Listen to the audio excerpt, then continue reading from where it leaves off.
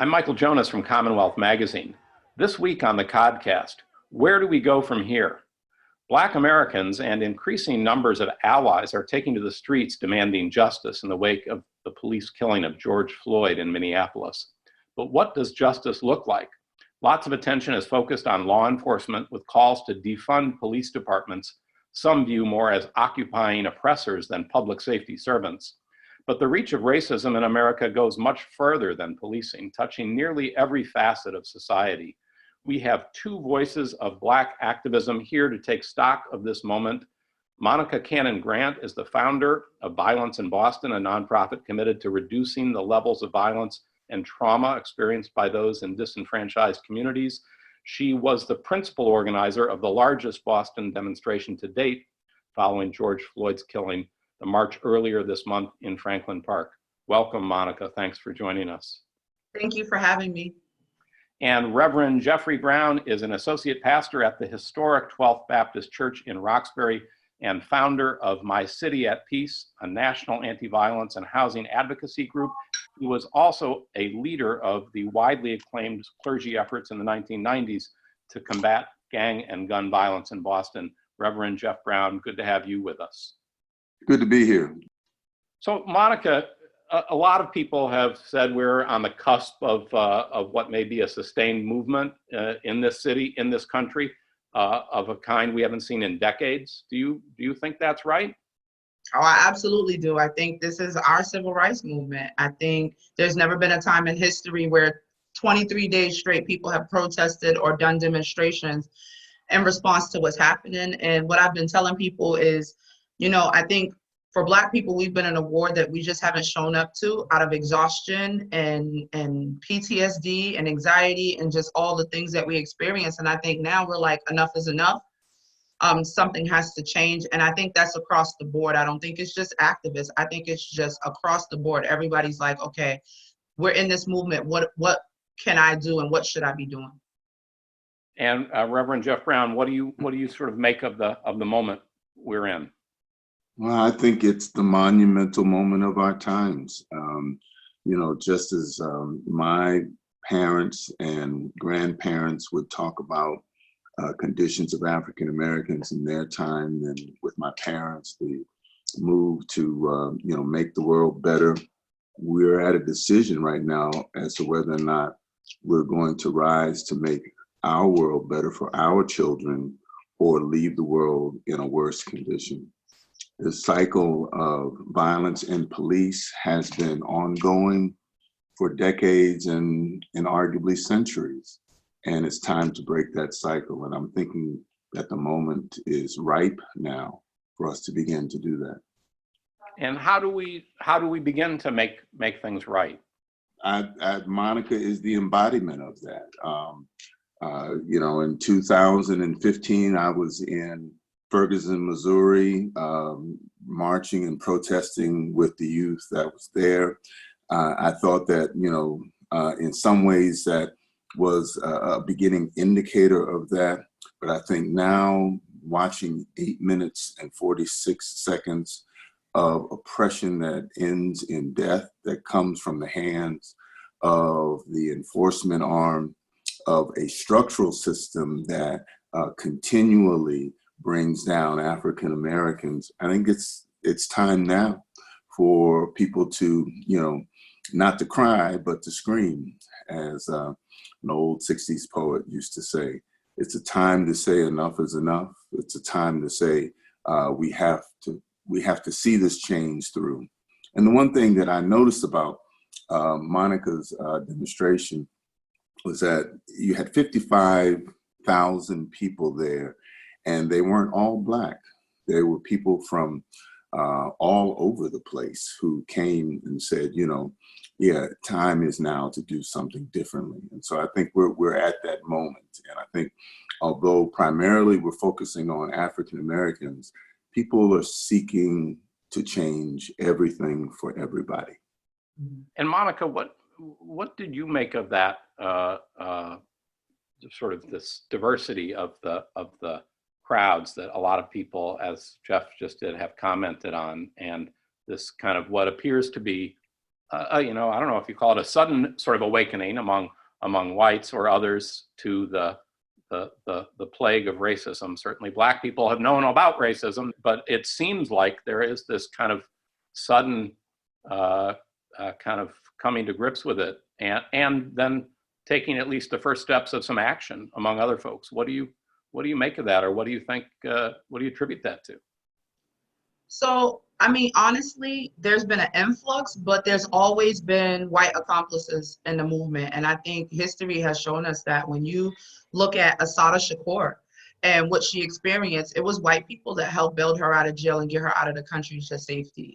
And, you know, when you look at Martin Luther King and you look at who he had around him, it was white people who were his accomplice in this fight, and there were white people that died during the civil rights movement, and we have to say that out loud, right? And so it wasn't really surprising. I've had some amazing accomplices in this work who are like, whatever we can do to help, let us know.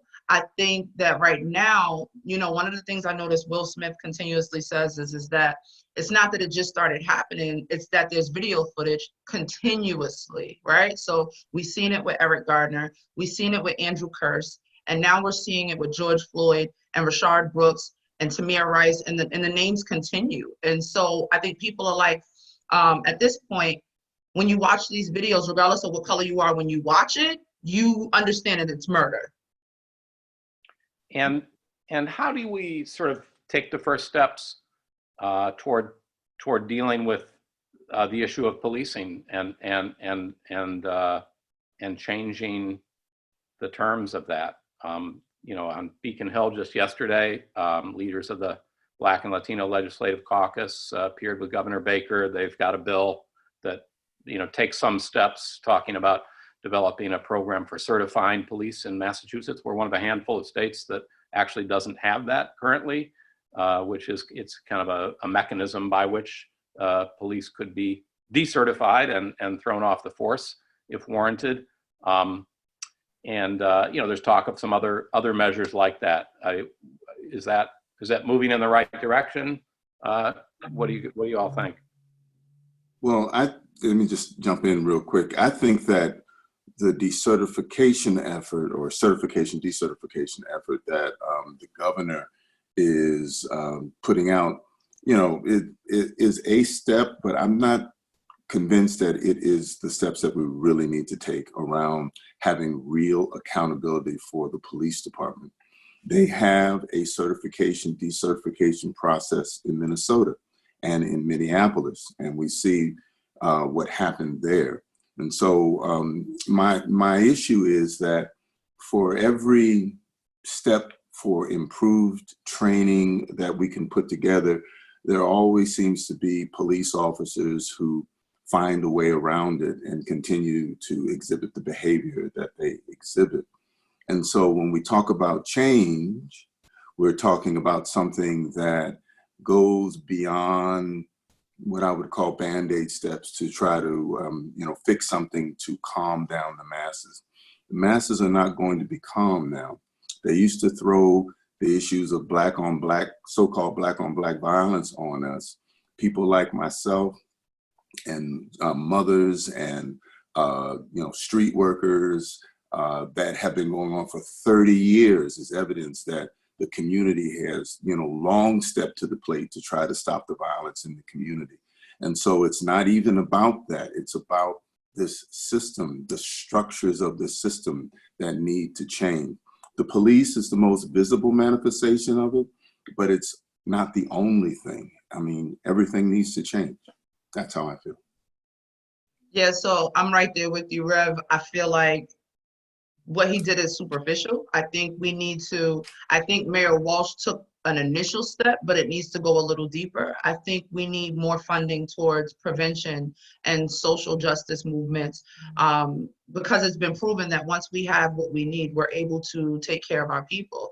But we consistently get less, or if any at all, and funding on the nonprofit spectrum, on the small business spectrum, and just equity across the board. And so when we protest on Monday, it will be to the State House to tell Governor Baker, we want funding, adequate funding in violence prevention. Every year they cut that budget. every year that budget is cut. So if we're not preventing crime, then we're perpetuating it. And so there are so many of us. I have a nonprofit. I just became one in 2017. I had to shift from my food relief efforts into now raising money to start something that was supposed to launch April 3rd, but got postponed because of COVID, which is our social impact center, which would directly address food insecurity, provide help with bill payment and rental assistance, provide a computer center and an outlet for young people to come and record music and all the things. These are the things we want to see funding go to. So I'm I agree with defunding the police department. I don't believe the superficial steps are going to work, because we also have to recognize that they have a culture that they want us to not have, which is a gang culture. They don't tell on each other. They have a code of silence, and they function in that entity. And before we can even address the problem, we have to acknowledge that it is one. And I have yet for the police department to acknowledge that racism and white supremacy is plagued in that department. And so now we're here, and I just feel like people are tired of the, for years I complained about, and Reverend Brown knows this, I'm like, y'all got to do more than basketball games and ice cream. Like, that's not gonna, we're so far past that now, where even if they tried, it ain't gonna work. But like, we have to do adequate things. And I think the steps that Mayor Walsh took in regards to funding is an initial step. I think we need to go a little harder and a little deeper with funding.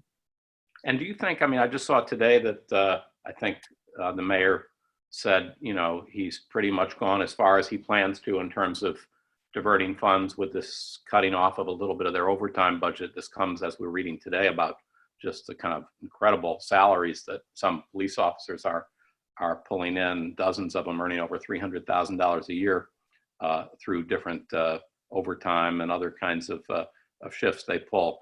But he seemed to suggest that, that's sort of as far as he's willing to go. And it feels like it's just kind of a moment of kind of push coming to shove, where it's going to be hard to sort of keep everybody completely happy. It seems like he's not looking to rock the boat too much within the police department.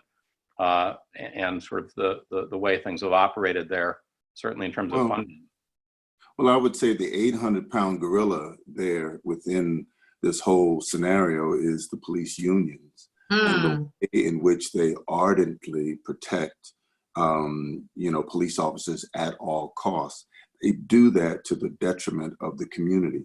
If I'm not mistaken, I believe the negotiations for the new contracts for the unions are supposed to begin within a month or two. And so it's going to be a real challenge for not just the mayor, but the whole city. I mean, I understand declaring racism as a public health crisis. I think it's a bold step. I applaud the mayor for it. But racism is not like a cold. Racism is not like a flu. It is something that has plagued the entire community, and it has plagued the entire community for a very long time. And if we're talking about solutions, then we have to go hardcore with that. My example is housing. We've had decades of failing housing policies. We've had redlining that has forced Black people to be in certain places. And it feels like the police department has moved in a containment strategy to try to keep people and the violence contained in one place.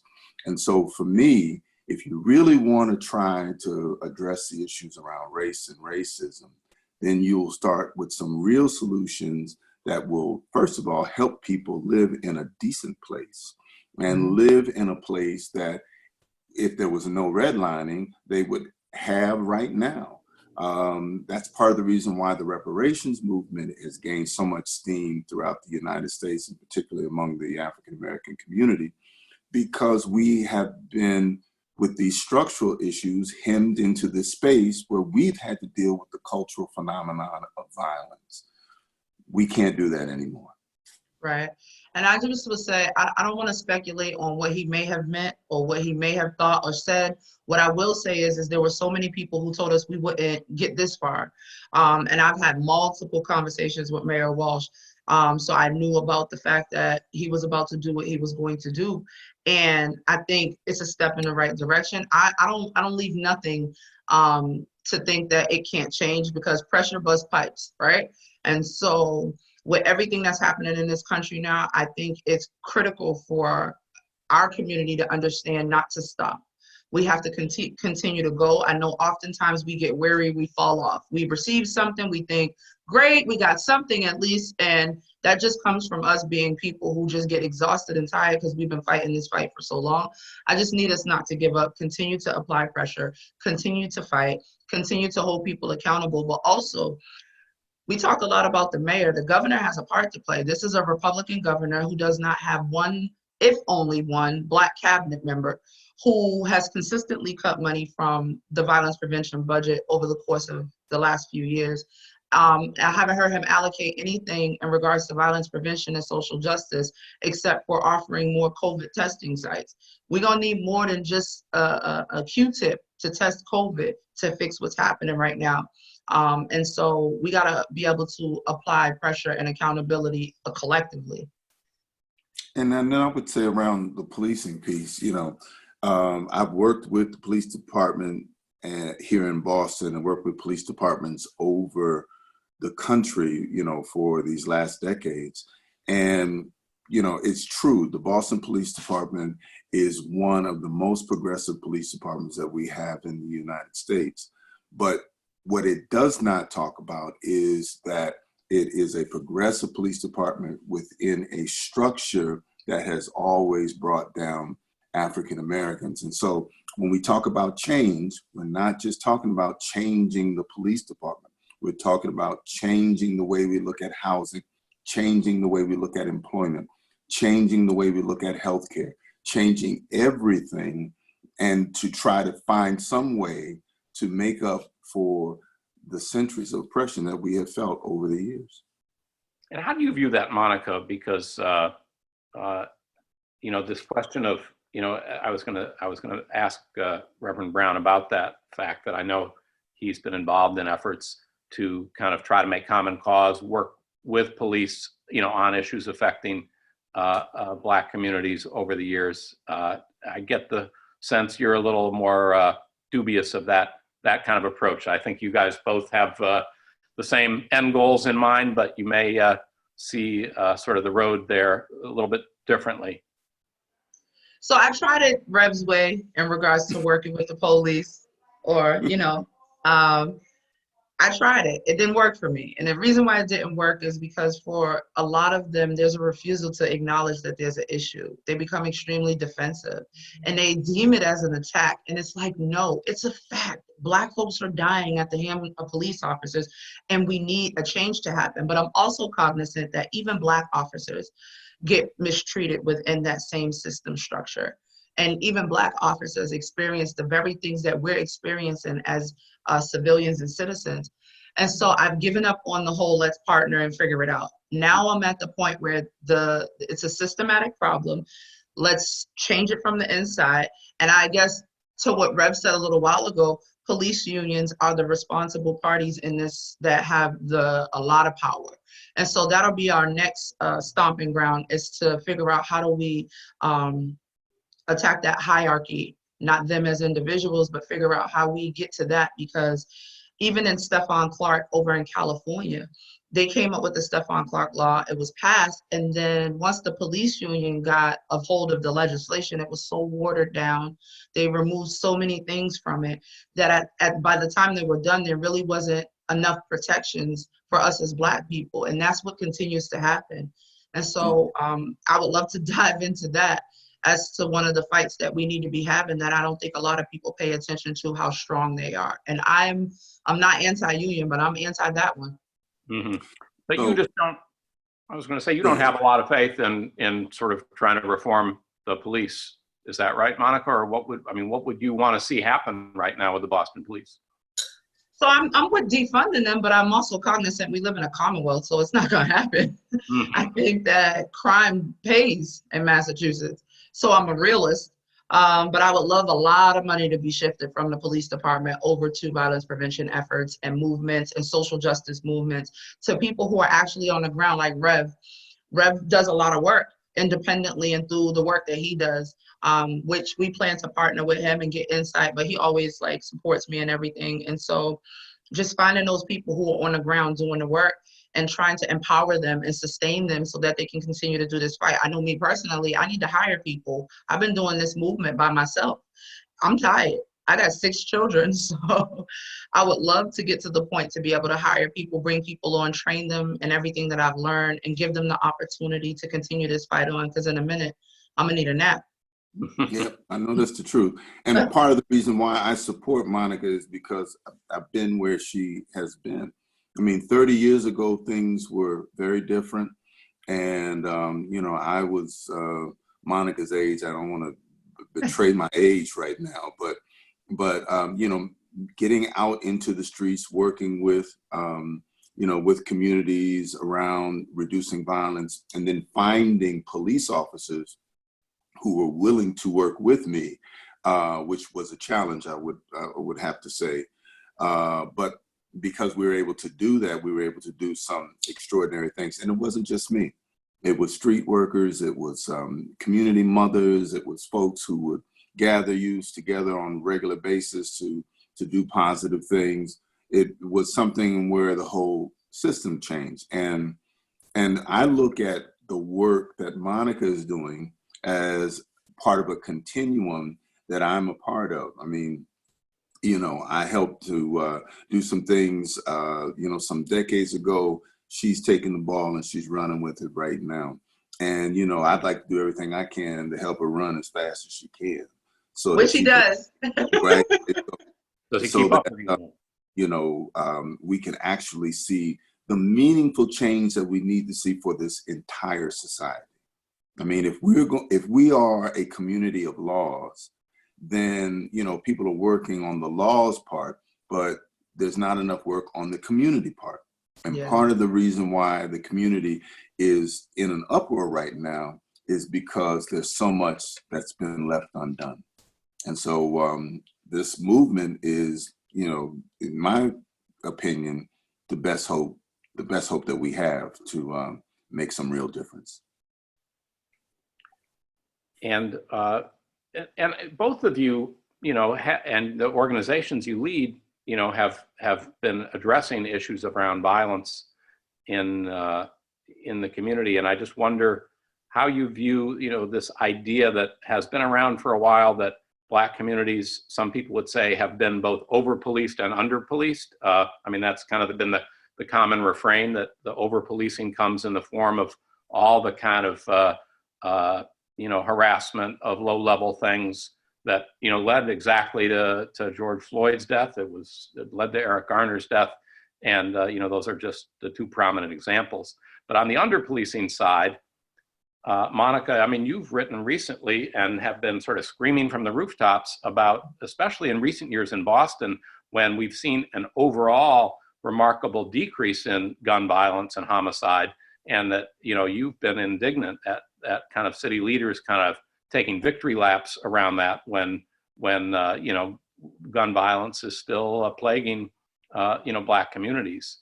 I actually disrupted a panel by WBUR that you guys covered because I listened to House Speaker DeLeo and some other guys sit on the stage and go, crime is down overall, but it's up in urban communities. And I'm like, so if it's up in urban communities, it's not down. And I just think at this point, what needs to happen is that the people closest to the problem know how to solve it. Give us what we need so that we can begin to address this issue, both on a ground level and collectively. Because when you talk about everything that's happening in regards to community violence, COVID happened, but COVID didn't cause it. COVID exacerbated an issue that we were already dealing with. So people who were hungry, it got worse. If you were homeless and struggling to pay your rent, you're now going through evictions.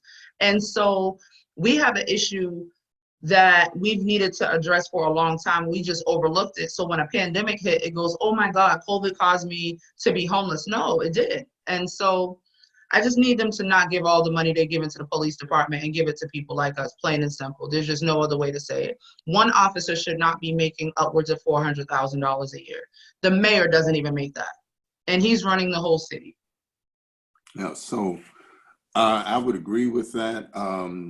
you know, the back stoops and the front porches are the real indicators of whether or not the violence has dissipated in all the communities. And so if you're living in a part of the city where you still hear gunfire nightly, where you're still worried about your children when they're out there because of the random violence, and it doesn't feel safe at all. And because we had a low of 38 homicides a couple of years ago, you still had 38 families that lost a loved one, 38 funerals to do, and family and community trauma to deal with as a result of those 38 shootings. And so, you know, the goal for me, and it's always been for me nationally, is not to get violence to a quote unquote manageable level.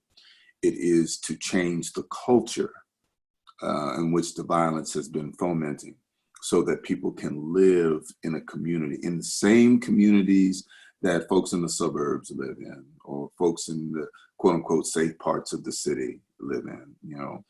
My children, and now, you know, eventually in some years, my grandchildren would want to live in a place where, you know, they don't have to worry about violence, where there would be plenty of opportunities for education, learning, and growth and recreation, just like you see out in, you know, West Roxbury or some of the suburbs and whatnot. We deserve that as a people and as a community. Also, I just want to highlight for you guys, because I like to read numbers. There's been a lot of silence around the numbers for community violence. And I think mainly because if I could just read these to you guys from the BPD website. So homicides are up, non-fatal shootings are up, overall total shooting victims are up. So right now at this time, so this report is up until the 14th of June at the same time last year. So in 2019 at this point, we had 14, we're up 16 on homicides. Non-fatal shootings in 2019, we were at 57. We're at 79 as of June 14th. Total overall shootings last year, we were at 71. We're up to 95 right now. That is a 24 increase. And what I need people to understand is we can't just, one of our biggest frustrations with the police department is you come out when it's down, you're silent when it goes up, right? Crime is up overall right now. And so we say defund the police department and fund programs like Rev, like myself, like others in this city who are doing work. This is a crucial time to do so. This is not a time to play defense. Crime is up across the board right now. And so the same energy they had talking about when it was down a couple of years and they were telling me how, no, Monica, you got it wrong. I need them to have that same energy and prevention methods. And that's why we're marching on Monday. That's why we're petitioning Governor Baker, because the Boston Police Department's data proves that it's up and changes need to happen. And are you, in the longer view of things, Monica, do you feel optimistic today, or how are you viewing things going forward? I'm always hopeful, because if I lose hope, I would have gave up a long time ago. So hope is all I have. I'm seeing changes. You know, my grandmother says civil rights is one in every generation, right? So I'm not going to end racism, defund the police department, and cure it in my generation, right? But if I can get them a step closer than where we were, then I've succeeded. And I think that's what has to happen for all of us. If everything that we're working on, what Rev is working on, the young people from Teen Empowerment who have been protesting, the people who have been rallying, it is a collective movement right now. And I don't think people realize it, that we don't even have time to go back and forth with each other because we're all in this fight together.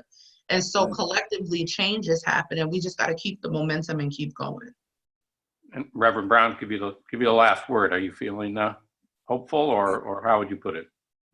I like Monica's last word. I mean, you know, she's absolutely correct. I should say her grandmother is absolutely correct. I mean, in every generation, we have movements we have a civil rights movement.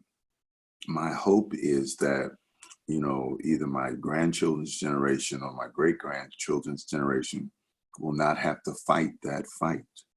That what we do in our lifetimes will serve the community enough so that we'll be able to break that cycle. Because right now, that cycle is continuing. Reverend Jeffrey Brown, thanks so much for joining us on the podcast. Thank you, Michael. Good to hear from you, Monica. Thanks, Rev. It was good to see you again, and thank you guys for having me. And thank you as well, Monica Cannon-Grant. And this has been another episode of the podcast from Commonwealth Magazine. Thanks for listening, and we will see you next time.